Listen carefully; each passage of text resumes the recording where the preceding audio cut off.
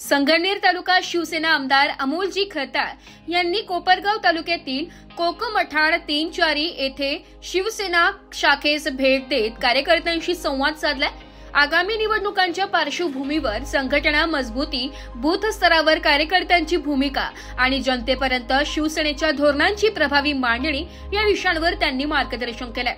त्या भेटी दरम्यान कोपरगाव तालुका महिला आघाडीच्या तालुका प्रमुख मीनाक्षीताई वाघचौरे, कोपरगाव तालुका प्रमुख रावसाहेब थोरात, शिवसेना माजी तालुका उपप्रमुख महेश गायकवाड, उपजिल्हा प्रमुख देवाभाऊ लोखंडे, शाखा प्रमुख राहुल दहिवड, अमोल फटांगरे, सचिन लोखंडे, कैलास वाघ, वसंत त्रिभुवन, गौरव तोवर, शफीक शहा, प्रकाश आढाव, आकाश लोखंडे, महिला शहराध्यक्ष विजयताई धोंड आदी पदाधिकारी व शिवसैनिक उपस्थित होते।